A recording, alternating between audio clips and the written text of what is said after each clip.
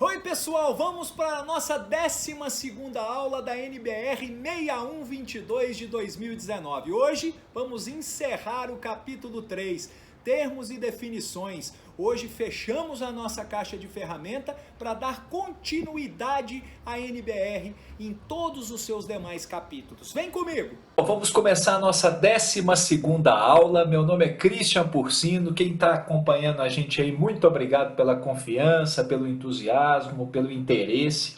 É um tema muito importante para nós, engenheiros, nessa área de engenharia de fundações. É a nossa norma, né? É a norma NBR 6122 de 2019, onde a gente se propôs a caminhar por toda a norma. E hoje, especialmente, né, na nossa 12ª aula, nós vamos terminar o capítulo 3, termos e definições, colocando assim dentro da nossa cachola todas as ferramentas necessárias em termos e definições para darmos sequência a todo o restante da norma, entendendo item a item, e a partir da próxima aula falar sobre o capítulo 4 das investigações, né? Uma coisa muito interessante para nós, né? Então, olha só, termo 3.44, subpressão hidrostática ou simplesmente subpressão. Esforço vertical de empuxo hidrostático atuante em estruturas enterradas.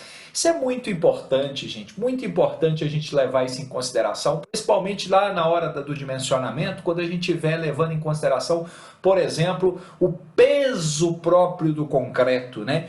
Obviamente, essa atuação da subpressão vai determinar carregamentos diferentes. Isso é muito interessante e precisa ter um alerta para nós aí no nosso dimensionamento. 3.45, a famosa tensão admissível, né? A famosa tensão admissível, que existem correlações mil para a determinação dela, né? Lá na 2010, qual era a definição de tensão admissível? Tensão adotada em projeto, que aplicada ao terreno pela fundação superficial ou pela base de tubulão, atende com coeficientes de segurança pré-determinados aos estados limites últimos, ruptura, e de serviço, recalque e vibração. Lembrando, né, gente, precisamos ter isso em mente. Muito se fala de ruptura, muito se fala de ELU, estado limite último em fundações, mas pouco se fala, pouco se entende, pouco se aprimora o estado limite de serviço, recalques, vibrações, etc. Nós precisamos evoluir, precisamos caminhar, estudar, ler, pesquisar, publicar, divulgar, compartilhar resultados. Gente, engenheiro, compartilhe. Essa grandeza é utilizada quando se trabalha com ações com valores característicos, né? Olha só, presta atenção, agora, na nossa NBR, na que está valendo, né? Algumas diferencinhas assim, né? Mas é importante a gente destacar aqui. Máxima tensão que, aplicada ao terreno pela fundação rasa ou pela base do tubulão, atende com fatores de segurança pré-determinados aos estados limites últimos e de serviço. Essa grandeza é utilizada no projeto quando se trabalha com valores característicos das ações. Então aqui deu só uma diferencinha falando de máxima tensão, fundação rasa. Isso gente, basicamente para ficar conforme os outros itens que a gente já tratou aqui no nosso curso, para ter a conformidade de termos, de definições exatamente para isso. Evidentemente, gente, como calcular a tensão admissível? Como determinar essa tensão admissível? Calma, chegaremos lá juntos, né? Tensão de ruptura de uma fundação, 3.46. Lá em 2010, tensão aplicada pela fundação ao solo que provoca deslocamentos que comprometem a segurança ou desempenho. Beleza, e agora? Pouquinho diferente. A gente está falando agora de equilíbrio estático. A gente está falando de termos que foram introduzidos com uma importância primordial, né? Tensão de ruptura de uma fundação. Tensão que, se aplicada pela fundação ao terreno, provoca perda de equilíbrio estático ou deslocamentos que comprometem sua segurança ou desempenho. Aí ficou mais ou menos igual. Agora, a frase corresponde à tensão resistente última, geotécnica da fundação. Então, quando a gente for calcular a tensão de ruptura de uma fundação, quando a gente está calculando uma fundação, a gente encontra a tensão resistente última geotécnica, não estrutural, é a geotécnica. Mas aí, gente, lembra do termo, lembra da definição de fundação. Essa ruptura é ocasionada pelo conjunto, é a atuação do elemento estrutural no solo adjacente. Então, isso nós vamos calcular mais para frente. Tensão 3.47. Tensão de trabalho de sapatas ou base de tubulões. Tensão de trabalho. Não constava essa definição lá na 2010. Foi colocada aqui agora. Lembrando, estamos acrescentando termos e definições, alterando alguns termos e definições, visualizando o novo contexto dessa nova norma publicada em 2019. Tensão efetivamente atuante no terreno sob essas fundações, em valores característicos. Então, valores característicos, tensão de trabalho de sapatas. Valores característicos, tensão de trabalho de sapatas ou base tubulões. Valores característicos, tá? 3.48, tensão resistente de cálculo. Lá na 2010 estava sob a denominação de tensão resistente de projeto. Agora, tensão resistente de cálculo, né? O que isso fala para nós? Valor de tensão resultante da divisão do valor característico da tensão de ruptura geotécnica pelo coeficiente de ponderação, redução, no caso da resistência última. Olha só, eu vou pegar o valor de tensão resultante da divisão do valor característico da tensão de ruptura geotécnica, tensão de ruptura geotécnica em valor característico. Vou fazer o quê? Uma divisão pelo coeficiente de ponderação. Obviamente vai ponderar reduzindo, né? Então eu pego a tensão de ruptura, reduzo tensão de ruptura de valor característico. Pego essa tensão de ruptura, divido pelo coeficiente de ponderação que vai ser tratado mais para frente esses valores, qual valor eu uso, por que eu uso, quando eu uso, né? Então esse valor é a minha tensão resistente de cálculo. Essa grandeza é utilizada no projeto quando se trabalha com valores de cálculo das ações. Característico ponderado, resistente de cálculo. Característico ponderado, eu tenho a minha tensão resistente de cálculo. Tubulão, famoso tubulão, 3.49, nós temos um anexo referente a tubulão. Esse anexo da norma vai ser tratado conjuntamente com as normas regulamentadoras do segurança do trabalho que foram promulgadas novamente. Nós precisamos trabalhar conjuntamente esses dois aspectos, até mesmo para a gente não fazer bobagem na hora de projetar, na hora de especificar e na hora de executar. Então nós precisamos ficar alerta, precisamos ficar antenado ao que tem de lei, porque as leis precisam ser conhecidas por nós engenheiros, ok? Voltando para a NBR 6122 2019, lá na de 2010 falava que é um elemento de fundação profunda, escavada no terreno, em que pelo menos na sua etapa final tem a descida de pessoas que se faz necessária para executar o alargamento de base ou pelo menos a limpeza do fundo da escavação. Uma vez que nesse tipo de fundação as cargas são transmitidas pela ponta, preponderantemente pela ponta. Mudança apenas na forma de escrever. A 2019 ela escreveu a mesma coisa de um pouquinho diferente. Então a forma de escrever, tá?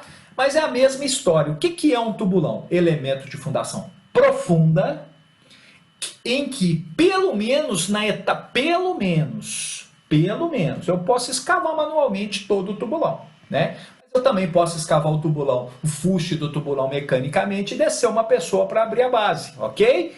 Percebam, alerta, nós vamos falar isso lá no anexo.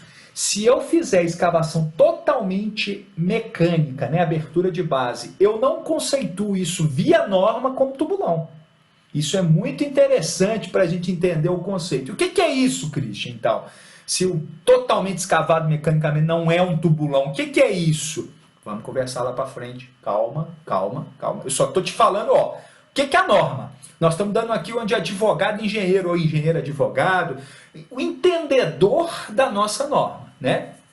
Elemento de fundação profunda em que, pelo menos na etapa final da escavação, faz-se necessário trabalho manual em profundidade para executar o alargamento da base ou pelo menos a limpeza de fundo da escavação, né? Alerta aos mecânicos lá, né? Limpeza de fundo da escavação. Uma vez que nesse tipo de fundação as cargas são resistidas preponderantemente pela ponta, tá? Na hora de calcular tubulão, nós vamos ter isso mais claramente. Aqui uma foto bem feita, né? Uma figura muito bem elaborada sobre tubulão. Aqui, ó, eu posso escavar o fuste mecanicamente, eu posso escavar o fuste manualmente. Ok? O que é tubulão? Pelo menos na fase de abertura de base, há a descida de uma pessoa trabalhando manualmente, né? Então isso é importante. Depois tem a concretagem, esse tubulão pode ser armado, ele pode deixar somente à espera e tanto faz, dependendo do tipo de obra, do porte da obra e dos carregamentos, né? Beleza, 3.50, valores característicos das ações, valores característicos das ações. Lá em 2010, isso era chamado de valores representativos das ações.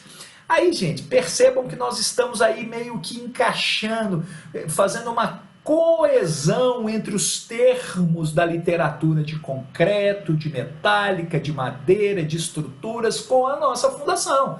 A gente parecia que conversava outra língua. Então nós estamos tentando aos poucos fazer essa interação solo-estrutura até nas definições. Isso é importante, muito importante para nós. 2019, olha só, 2019 foi mais na ferida, né? Olha o que ela fala para nós aqui, ó, valores que equivalem, valores característicos das ações. Valores que equivalem no escopo desta norma aos valores representativos das ações definidos aonde? Na norma 8681, que são ações e seguranças nas estruturas, procedimento. Então ela fala exatamente isso, ó, valores que equivalem no escopo dessa norma aos valores representativos das ações definidos na norma 8681. 3.51, estamos acabando o capítulo 3, estamos conscientes disso, gente, que nós estamos aprendendo muita coisa. Valores característicos de resistências e outros parâmetros geomecânicos. Lá na 2010, estava sob a denominação de valores característicos de parâmetros geomecânicos. Aqui, ó, valores característicos de resistências e outros parâmetros geomecânicos. Estimativa conservadora dos valores dos parâmetros geomecânicos que influem na ocorrência de um estado limite, né? Então é uma estimativa conservadora dos valores dos parâmetros geomecânicos que influem na ocorrência de um estado limite. 3.52, viga alavanca ou viga de equilíbrio. Elemento estrutural que recebe as cargas de um ou dois pilares ou pontos de carga, isso também vai ficar claro lá no dimensionamento, né? A história dos 50%. Nós vamos trabalhar isso aqui, nós estamos em termos e definições. O que é uma viga alavanca ou uma viga de equilíbrio, né? Então, elemento estrutural e precisa ser tratado como tal, precisa ter a rigidez necessária para isso aqui acontecer. Então o cálculo deve levar em consideração isso, essa alavanca precisa trabalhar equilibrando os carregamentos de uma forma que trabalhe dessa forma como é definida. Então é um elemento estrutural que recebe as cargas de um ou dois pilares ou pontos de carga e é dimensionado de modo a transmiti-las centradas às fundações. Da utilização de vigas de equilíbrio resultam cargas nas fundações diferentes das cargas dos pilares nelas atuantes. Isso, gente, precisa ser destacado. Eu tenho um mapa de cargas da minha estrutura. Esse mapa de cargas fornecido pelo projetista das estruturas está aqui para mim. Quando eu atuo com alavancamento, com equilíbrio, com a viga alavanca ou viga de equilíbrio, o que acontece? Eu tenho uma alteração nas cargas na minha fundação. Essa alteração eu preciso calcular, tem que estar ali na minha memória de cálculo, eu preciso ter segurança naquilo que eu estou fazendo. Então, da utilização de vigas de equilíbrio resultam cargas nas fundações diferentes das cargas dos pilares nelas atuantes. Isso é importante a gente destacar. Então aqui tem uma figurinha mostrando para a gente, né? Nós vamos falar sobre eixo dessa viga alavanca, de onde para onde eu preciso ir, mas aqui está mostrando exatamente aqui, ó, variação da seção da viga alavanca, né? É importante isso, essa viga abraçar o pilar, né? Ela está transferindo cargas, então isso tudo aqui nós vamos trabalhar claramente. Quem já viu isso em obra percebe que essa armação da viga alavanca, que nós vamos estudar lá na hora que o nosso curso estiver evoluindo e estiver dimensionando, nós vamos falar sobre essa armadura, esse AS da viga alavanca, que é realmente carregado para exatamente trabalhar com essa rigidez dessa viga alavanca, né? Fechamos! Acabamos, termos e definições, capítulo 3, encerramos, estamos caminhando. Na próxima aula nós vamos entrar em investigações geológicas e geotécnicas. Vamos começar um novo capítulo, vem comigo, divulga, conto com seu apoio, conto com seu like, conto com sua participação, com as suas perguntas.